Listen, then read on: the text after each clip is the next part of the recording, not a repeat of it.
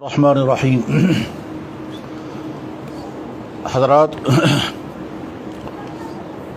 اس وقت میں ایک ایسے مسئلے کے متعلق مختصر سی گفتگو کروں گا جس کی ضرورت ویسے تو ہر زمانے میں ہے، لیکن اس وقت ہمارے معاشرے میں بار بار اس کی ضرورت سامنے آتی رہتی ہے۔ مسئلے کے بہت سارے پہلو ہیں اور بڑی تفصیل کے ساتھ اس کو گفتگو کرنے کی ضرورت ہے، لیکن اس وقت وہ بہت زیادہ ڈیٹیل اور تفصیل نہیں آئیں گی۔ اس وقت اختصار کے ساتھ وہ مسئلہ آئے گا۔ مسئلہ کیا ہے؟ جواب: سحر، جادو کرنا، کروانا، جادو کیا گیا تو اس کا علاج اور اس سے جڑے ہوئے بہت سارے مسائل۔ ہم سے بھی بکثرت لوگ ملتے رہتے ہیں اور کہتے ہیں کہ جی ہم کو بتایا گیا تم کو سحر کیا گیا ہے۔ کوئی کہتا ہے کہ سحر نہیں ہوا ہے، تہمت ہے۔ کبھی یہ عاملوں کا کام کرنے، عمل کا کام کرنے والے عامل، وہ اپنی حالات سناتے رہتے ہیں کہ ہمارے پاس لوگ آتے ہیں۔ تو اس لیے بہرحال اس کی ضرورت ہے کہ اس مسئلے پر کوئی گفتگو ہو۔ اب بہت تفصیل کے ساتھ اس وقت بات تو نہیں کر سکتے، لیکن مختصر میں عرض کرتا ہوں۔ پہلی بات، ہمارے زبان میں، ہمارے معاشرے میں جو لفظ استعمال ہے وہ ہے سحر، اور قرآن کریم میں لفظ ہے سحر۔ سحر کے معنی جادو کرنا اور سحر کے معنی صبح سویرے۔ چنانچہ آپ کہتے ہیں سحری کھائی، سحر۔ ایسا ہوتا ہے کہ ایک لفظ کئی معنی اپنے اندر رکھتا ہے۔ کسی لفظ کے کئی معنی ہر زبان میں ہوتے ہیں۔ اسی طرح سے یہ سین ہے رے، یہ سحر بھی ہوتا ہے، سحر بھی ہوتا ہے، جیسے مہر اور مہر۔ بہرحال سحر کے معنی جادو کرنا، یہ لفظ قرآن کریم میں بھی ہے، حدیث میں بھی ہے۔ سحر کا تذکرہ قرآن میں بھی ہے، احادیث میں بھی ہے۔ حتیٰ کہ جناب رسول اکرم صلی اللہ علیہ وسلم پر بھی سحر کیا گیا۔ سلیمان علیہ السلام کے زمانے میں بہت بڑے پیمانے پر جادوگری کا کام ہوا کرتا تھا۔ موسیٰ علیہ السلام کا تو باقاعدہ مقابلہ ہوا جادوگروں کے ساتھ، اور اس کا تذکرہ قرآن کریم میں بھی ہے۔ کیا جادو کی کوئی حقیقت ہے یا نہیں؟ بہت سارے لوگ سمجھتے ہیں کہ جادو کی کوئی حقیقت نہیں ہے، اور یہ توہم پرستی ہے، اور بہت سارے لوگ سمجھتے ہیں کہ جادو کی حقیقت ہے۔ تو اب میں مختصر ایک چیز عرض کرتا ہوں۔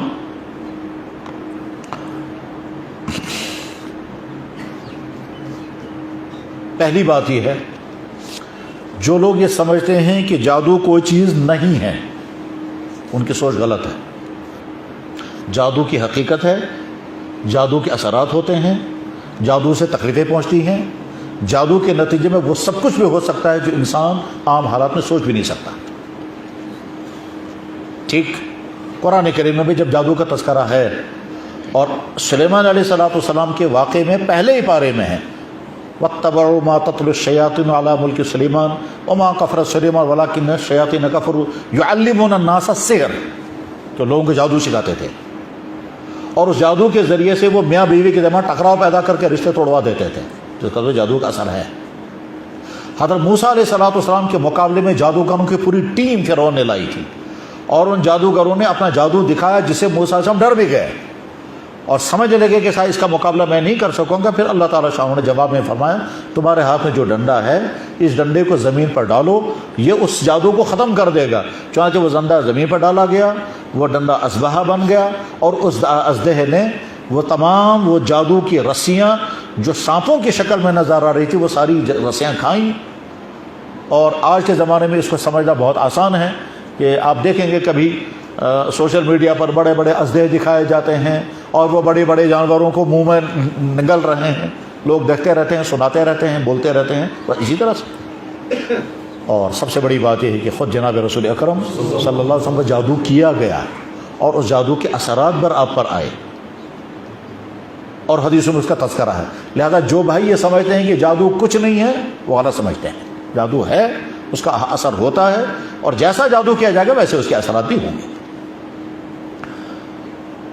جب ہم پڑھا کرتے تھے تو ہمارے کلاس فیلو میں ایسے لوگ تھے جنہوں نے جادو بہت بڑے پیمانے پر سیکھا ہوا تھا، اور وہ اسی علاقے کے تھے جہاں جادوگری بہت زیادہ ہوتی ہے، یعنی ویسٹ بنگال اور بنگلہ دیش. تو بنگلہ دیش کے لڑکے ہمارے ساتھ تھے, وہ جادو کے واقعات عجیب عجیب سناتے تھے. ان میں سے کوئی جادو کرنا بھی جانتے تھے, لیکن ساتھ میں یہ بھی کہتے تھے وہ کہ جادو کا میں رہنا جو ہے یہ بہت برا عمل ہے. یہ خیر, تو لہذا یہ غلط فہمی ذہن میں نہیں ہونی چاہیے کہ جادو کچھ نہیں ہے. جادو کا اثر ہوتا ہے اور ہو سکتا ہے. اس کے بعد پھر اکثر ایسا ہوتا ہے کہ آدمی کو تکلیف کوئی اور ہے, اور کسی کے پاس گئے, اس نے کہا تم کو بڑا خطرناک جادو کر دیا گیا ہے, حالانکہ اس کا جادو نہیں ہوتا ہے, سحر نہیں ہوتا ہے, تکلیف کچھ اور ہے, لیکن بولنے والا ٹریس نہیں کر پاتا ہے, وہ ڈائگنوز نہیں کر پاتا ہے. وہ کہتا ہے چشیت ہمت کیا تھا کرے, تم کو بڑا زبر خطرناک جادو سے کھڑا کس کنچل سے, اور چشیت ہمت تکرس مطلب اس کو ڈرا دیتا ہے, اور وہ سوچتا ہے کہ واقعی مجھے, اب یہ پوچھتا ہے مجھے کس نے کیا, تو کبھی وہ خامخواہ کسی کا نام بتائے گا اور کبھی وہ نام نہیں بتائے گا. تو اچھی طرح سے سمجھنا چاہیے کہ اگر علاج کرنے والا بیماری ٹریس نہیں کر پا رہا ہے تو خامخواہ کسی کو وہاں میں ڈالنا صحیح نہیں ہے. جرم ہے یہ کہ کسی کو کہا جائے تم کو جادو کر رکھا ہے, تم کسی لائق نہیں رہوگے, تم کو تو بٹھا کر کے رکھ دیں گے, اور حقیقت وہ نہیں ہوتی. اور اس میں یہ کرنے والا مجرم ہے جو یہ دھوکہ دے رہا ہے. نمبر 3 جو زیادہ بڑے پیمانے پر ہے وہ یہ کہ دشمنیاں ہوں اور دشمنیوں کے ذریعے سے دوسرے پر جادو کرایا جائے. یہ سب سے خطرناک ہے, بلکہ اس بات کا خطرہ ہے کہ آدمی کا ایمان ہی ختم ہو جائے گا. اس لیے جادو سیکھنے کی سخت ممانعت حدیث میں ہے, بہت ہی سخت وعید ہے, بہت ہی زیادہ سخت وعید ہے جادو سیکھنے والوں کے لیے. کیوں؟ جب آدمی سیکھ لیتا ہے, سیکھنے کے بعد اس جادو کے ذریعے سے دوسروں کو تکلیف پہنچا سکتے ہیں, تو وہ مان لیجئے یہ ہاتھ میں ایک خطرناک ہتھیار آ گیا. اسی لیے ہمارے یہاں کتابوں میں باقاعدہ سوال آتا ہے کہ جادو سیکھنے کی اجازت ہے یا نہیں, تو سختی کے ساتھ منع کیا جاتا ہے. جادو سیکھنا حرام, ابھی کرنے کی تو بات ہی نہیں ہے, سیکھنا ہی حرام ہے. اور سیکھنا حرام ہے تو کرنا تو اس سے بھی زیادہ خطرناک حرام ہے.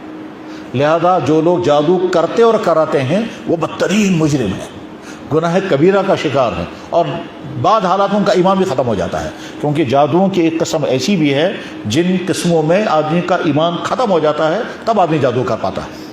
جیسے کہ میں نے بتایا کہ ہمارے ساتھ ایک پڑھتے تھے بنگلہ دیش کے, تو ہم ان سے بار بار پوچھتے تھے جادو کی قسمیں بتاؤ, تو ہم معلومات کے لیے پوچھتے تھے یا تفریح کے لیے پوچھتے تھے, نئی نئی باتیں سنیں گے, ہم کو کرنا کچھ نہیں ہوتا تھا. تو ایک دفعہ اس نے یہ کہا کہ ایک بہت بڑی بلڈنگ, اس نے کہا تھا جیسے دلی کی پارلیمنٹ, کہا تھا اس طرح کی بلڈنگ ہم جادو کے زور سے 3-4 منٹ پر نیچے گرا دیں گے. عجیب. پھر ساتھ میں کہنے لیکن وہ عمل ایسا ہے کہ اس آدمی کافر ہو جاتا, اور ہم اپنے ایمان, تو ہم اسے پوچھتے تھے تم نے سیکھا کہاں یہ, وہ بتاتا تھا اپنی تفصیل. اب اس میں حق صداقت کتنی ہے اور حقانیت کتنی ہے واللہ عالم, لیکن جادو کے اثرات ہوتے ہیں اور جادو کے ذریعے سے کچھ بھی کیا جا سکتا ہے. ایک دفعہ اس نے یہ بھی کہا کہ جادو کے ذریعے سے انسان کو مارنے کی کوشش کی جائے گی, اس کا ایک مٹی کا پتلا بنائیں گے, اور اس کے بعد ایک سوئی تیار کریں گے, اس پر کچھ پڑھیں گے اور اس کے سوئی لگائیں گے, اور وہاں اس آدمی کو تکلیف شروع ہو جائے گی. 40 دن میں 40 سوئیاں لگائیں گے, 40 دن میں وہ مر جائے گا. لیکن ساتھ میں کہتا تھا اس میں ایسی چیزیں بھی جس میں آدمی کافر ہو جاتا ہے. تو یہ جادو کرنا اور جادو کروانا اور کسی کے ذریعے سے تکلیف پہنچانا بدترین عمل ہے, بہت ہی سخت عمل ہے. یہ سمجھیے اسلام میں جتنے بڑے بڑے گناہ ہیں ان بڑے گناہوں میں یہی بڑا گناہ آتا ہے. اور ادھر سے کچھ گناہ وہ ہیں جن کا تعلق آدمی کی اپنی ذات کے ساتھ ہے, اور کچھ گناہ وہ ہیں جن کا تعلق دوسرے انسانوں کے ساتھ ہے. جن گناہوں کے ذریعے سے دوسرے انسانوں کو تکلیف پہنچتی ہے وہ گناہ معاف ہو ہی نہیں سکتے جب تک اس دوسرے انسان کو تکلیف سے نکالنے کی تدبیر نہ ہو. جیسے خدا نخواستہ کسی نے شراب پی, یہ بدترین گناہ ہے, لیکن اس کا تعلق انسان کی اپنی ذات سے ہے. اور اگر کسی انسان نے چوری کی تو یہ بدترین گناہ ہے, لیکن ساتھ میں یہ معاف نہیں ہوگا جب تک اس کا مال واپس نہیں کرے گی, کیونکہ اس کا نقصان تو دوسرے کو پہنچا جا رہا ہے. تو جادو کا معاملہ بھی یہی ہے. اس لیے جو لوگ جادو کرتے ہیں, جو کرواتے ہیں اور دشمنیوں میں انتقام لیتے ہیں وہ سخت مجرم ہیں. اور یہ یاد رکھنا چاہیے کہ اکثر ان انسانوں کو دنیا میں سخت سزائیں لگتی ہیں, ایسے عذابوں میں مبتلا ہوتے ہیں کرنے والے بھی اور کرانے والے بھی. اور کبھی کبھی وہ زبان پہ لاتے بھی ہیں کہ ہم نے دوسروں کے ساتھ جو کیا وہی ہمارے ساتھ ہوا. خصوصاً وہ جو جادو کرتے ہیں, اور اس میں مختلف لوگ کون کون کس طرح سے کرتے ہیں.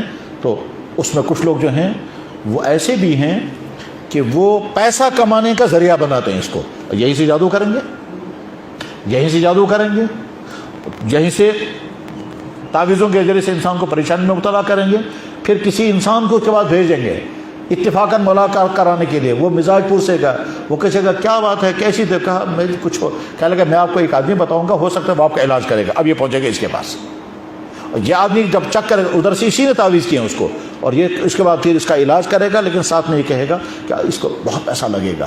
تو اس طرح سے کچھ لوگوں نے تعویذ کے عمل کو, تعویذ کے کام کو, جادو کے کام کو پیسے کمانے کا ذریعہ بنا رکھا ہے, تکلیفیں پہنچائیں گے.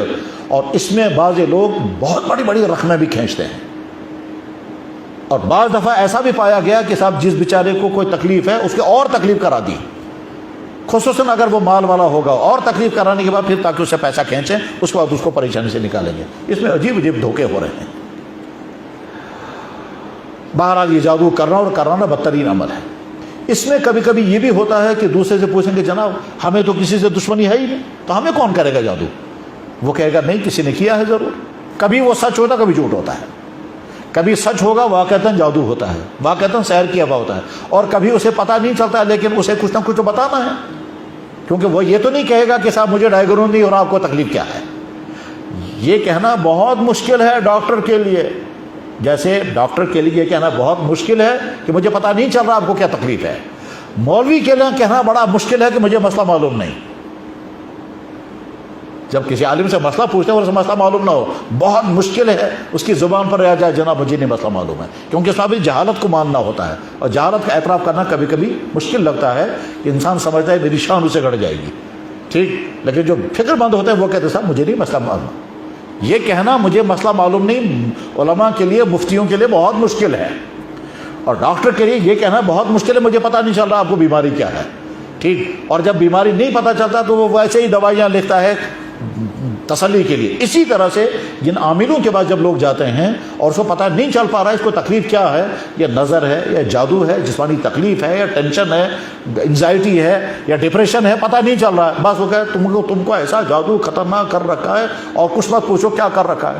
اس بیچ میں کچھ عجیب عجیب تگڑم بھی ہوتے ہیں. وہ تگڑم کیا ہوں گے, وہ کبھی سچائیاں ہوتی ہیں کبھی تگڑم ہوتے ہیں. وہ کیا, وہ کہیں سے مٹی اٹھا کر کے لائیں گے کہ دیکھو ابھی نکالا جادو, اور اس میں تازہ مٹی بھی ہوگی, اس میں بال ہوں گے, اس میں ناخن ہوں گے, اس میں پتہ نہیں کیا کیا ہوگا. تو بس آدمی حیران ہوتا ہے یہ کہاں سے نکال کر کے لائے. اس میں ان عاملوں کے پاس کبھی کبھی جنات بھی ہوتے ہیں. ان جنات کا عمل بھی یہی ہوتا ہے کہ وہ کہیں سے مٹی اٹھا کر کے لائیں گے, اس مٹی کے اندر بال جمع رکھیں گے, بالکل یہ سامنے تمہارے. کہیں حقیقتیں بھی ہوتی ہیں.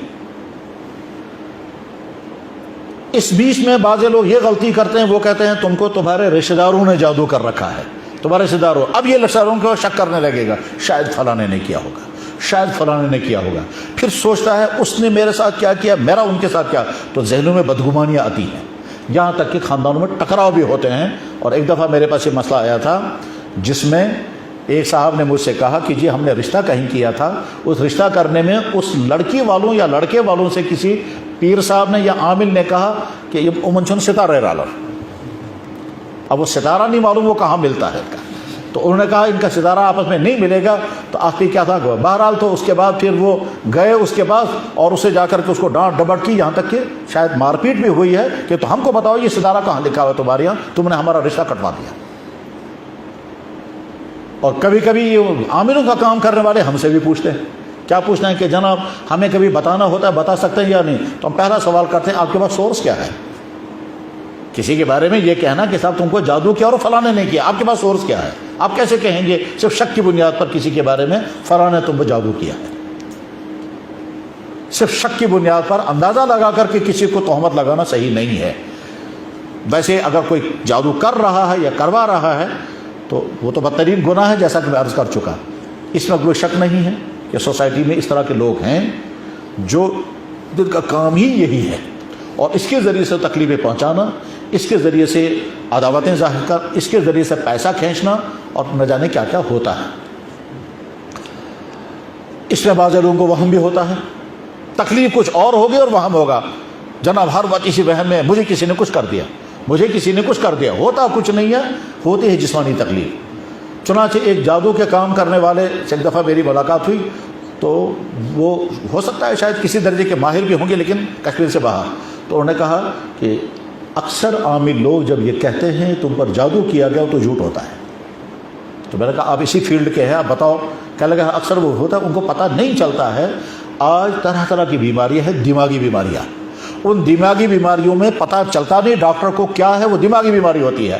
اس کو بھی سمجھ میں نہیں آتا ہے، تو بس وہ کہتا ہے تم کو کسی نے جادو کیا، تم کو کسی نے کچھ کھلا دیا، تم کو کسی نے کچھ کیا، تم نے کسی کے. وہ سب وہمی باتیں ہوتی ہیں. اور سوا کبھی وہ دھاگے پڑھ کر کے دیں گے، کبھی وہ ناخن لٹکانے کو کہیں گے، کبھی کہیں گے مٹی کے اندر یہ چیز دفن کرو، کبھی کہیں گے دریا میں بہاؤ، کبھی کہتے ہیں بال نکال کو ان کو جلائیں. یہ طرح طرح کے تگڑے میں ہوتے ہیں، اور اصل ہوتی ہے اس کی حقیقت نہیں معلوم ہوتی ہے. کیونکہ آج کے زمانے میں دماغی امراض بہت زیادہ پھیل گئے ہیں. دماغی امراض پہلے زمانے میں جسمانی بیماریاں زیادہ، آج دماغی امراض بہت ہیں. اور دماغی امراض میں بظاہر کچھ نہیں ہے، اور ٹینشن ہے، ڈپریشن ہے، انزائٹی ہے، اور پتہ نہیں کیا کیا ہے. ان دماغی امراض کو ٹریس نہیں کر پاتے ہیں، تو وہ کہتے ہیں تم کو کسی نے جادو کیا، تم کو کوئی نظر لگ گئی. اور وہ جو لیکن جہاں حق اچھا بہت سارے لوگ کہتے ہیں تم کو جادو کیا گیا مگر علاج نہیں کرتے. تو جب تم بول رہے ہو ایک جادو، علاج کر کے دکھاؤ، لیکن علاج نہیں کریں گے. تو اس پہ شک ہوتا ہے کہ شاید یہ صحیح نہیں کر پا رہے. اس سلسلے میں ہمارے لیے جو اس وقت میسیج کی بات ہے وہ یہ کہ جناب رسول اللہ صلی اللہ علیہ وسلم کو اللہ نے دنیا کے تمام انسانوں کے لیے نمونہ بنایا، ہر حرارت کے لیے نمونہ. آپ علیہ السلام میں جادو کیا گیا، اس جادو کے اثرات بھی حضور پر ہوئے، وہ اثرات محسوس بھی ہوتے تھے.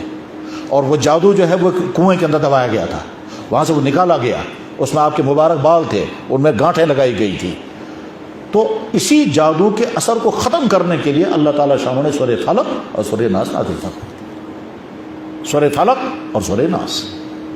چنانچہ آپ علیہ السلام سورہ فلق اور سورہ ناس 11 آیتیں پڑھی اور ایک ایک گانٹھ کھول دی تو وہ جادو کے اثرات ختم ہو گئے.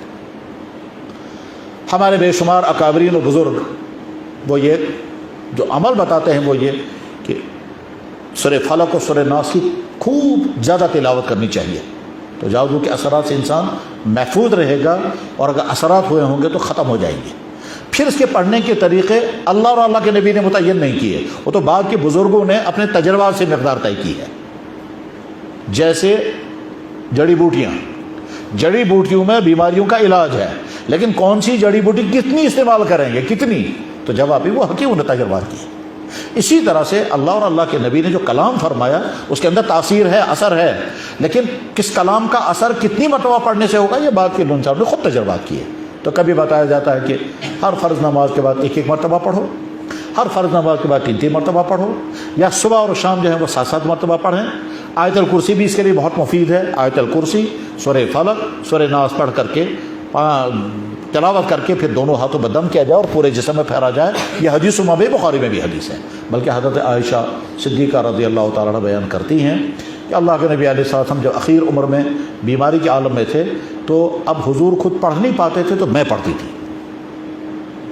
تھی معوذتین، وہ 2 صورتیں جن 2 صورتوں کے ذریعے سے انسان کو ان مصیبتوں سے باہر نکالا جائے.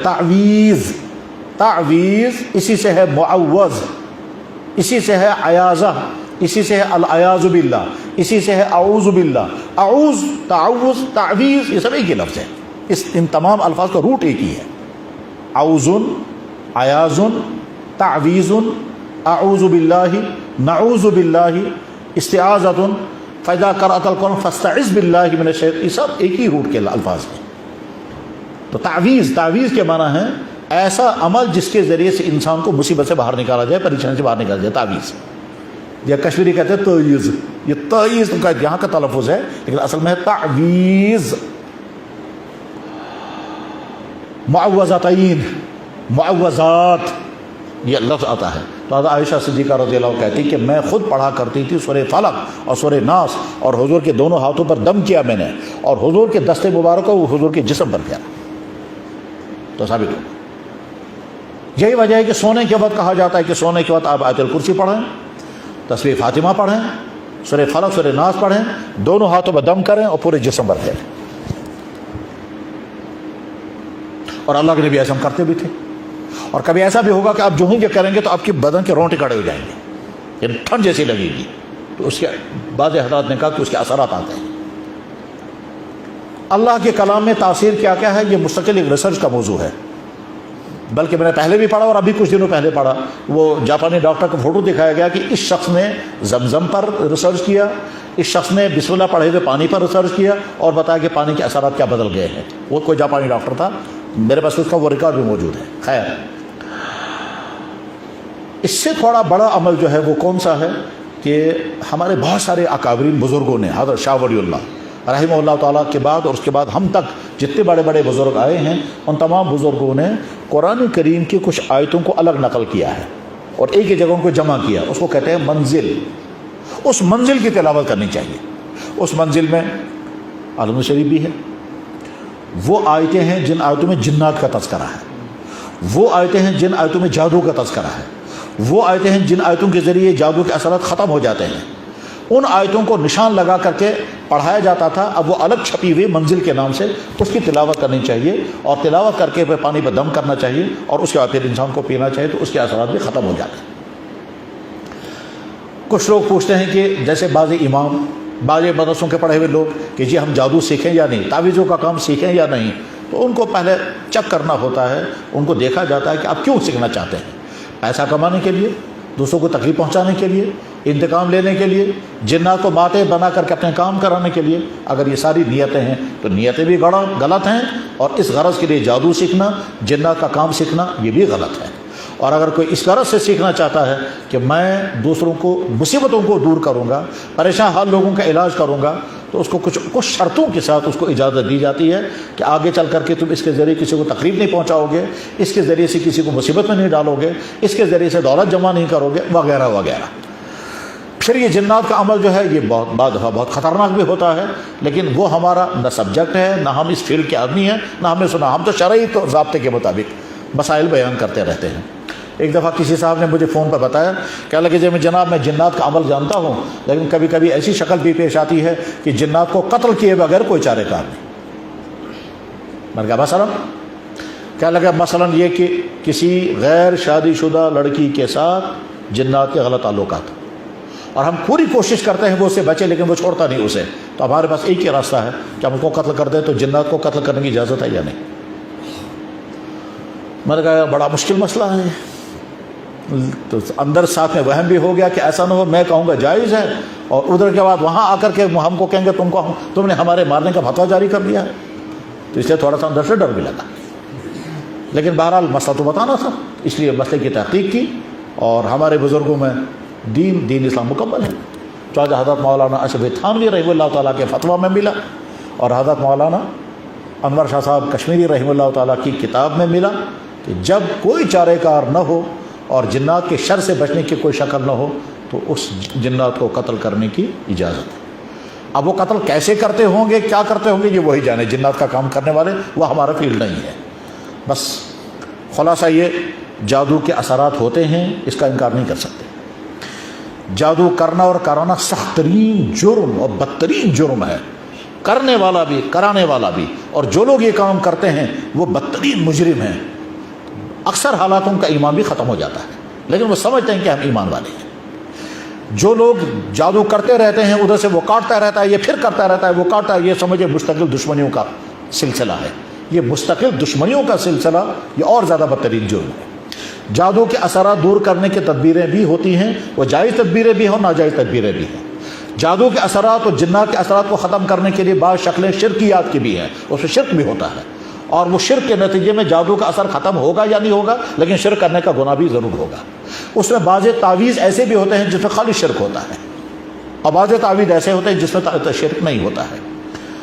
خدا نخواستہ اگر جادو کے اثرات ہو گئے ہوں تو اس کی حفاظت کے لیے سب سے پہلے اللہ کا وہ کلام پڑھنا چاہیے جو کلام قرآن اور حدیث میں ہے، یا کسی دیندار موحد، کسی ایسے جاننے والے سے جو غلط کام نہ کرائے، اس سے علاج کرانا چاہیے۔ لیکن ایسا انسان کی جو جائز و ناجائز کے حدود بھی میں فرق نہ کرتا ہو، حلال و حرام کی بھی تمیز نہ کرتا ہو، شرک و توحید میں بھی فرق نہ کرتا ہو، ایسے انسان سے علاج نہیں کرانا چاہیے۔ ایک حدیث میں ہے اللہ کے نبی علیہ السلام نے فرمایا من اتا ساحرا، جو کسی جادوگر کے پاس گیا، کیوں جائے گا وہ؟ یہ معلوم کرنے کے لیے کہ مجھے کیا ہے یا کسی اور پر جادو کرانے کے لیے، فقط کفر بما نزل علی محمد، اس نے اس دین کا انکار کیا جو دین نازل ہوا تھا جناب رسول اکرم صلی اللہ علیہ وسلم۔ اور اگر کوئی انسان محفوظ ہے تو شکر پڑھنا چاہیے، جیسے جسمانی بیماریوں سے محفوظ ہے تو الحمد، اور اگر اس طرح کے جادو اور نظر بد اور جنات کے اثرات سے محفوظ ہے تو شکر پڑھنا چاہیے۔ جنات کے اثرات انسان کی صحت پر بھی پڑتے ہیں، اولادوں پر بھی پڑتے ہیں، میاں بیوی کے تعلقات پر بھی پڑتے ہیں، ٹھیک ہے، کاروبار پر بھی پڑتے ہیں، خوبصورتی پر بھی پڑتے ہیں، جو بھی خوبیاں ہیں ان خوبیوں میں سے کسی چیز پر بھی جنات کا اثر بھی پڑتا ہے، جادو کا اثر بھی پڑتا ہے، نظر بد کا اثر بھی پڑتا ہے۔ چنانچہ اللہ کے نبی علیہ السلام کی خدمت میں ایک بچی کو لایا گیا، اس پر نظر لگی تھی اور نظر کی وجہ سے اس کا چہرہ بگڑ گیا تھا، پھر آپ علیہ السلام نے اس کا ایک علاج بھی بتایا۔ بہرحال نظر لگنا بھی حق، جادو بھی حق، جنات کے اثرات وہ بھی حق، ان کا علاج بھی ہوتا ہے، اور علاج کرنے میں دھوکے بھی ہوتے ہیں، علاج کبھی صحیح بھی ہوتا ہے۔ کہیں نظر نہیں ہوتی، جادو نہیں ہوتا، جنات کا اثر نہیں ہوتا، لیکن بولنے والا بول دیتا ہے، جھوٹ بولتا ہے کہ تم پر جادو کیا گیا ہے، اب وہ اس کا علاج کرتا ہے اور وہ پیسہ کمانے کے لیے ایسا ہوتا ہے۔ یہ مسئلے کی تقریباً اکثر شکلیں آ گئی ہیں، اور اس میں کچھ پہلو اور بھی ہیں۔ آئندہ انشاءاللہ کسی مجلس میں ان مسائل کو بھی بیان کرنے کی کوشش کریں گے۔ وآخر دعوانا الحمدللہ رب العالمین برحمتک یا ارحم الراحمین۔ یہ جو مسئلہ کسی نے لکھا ہے یہ کب لکھوں تھا؟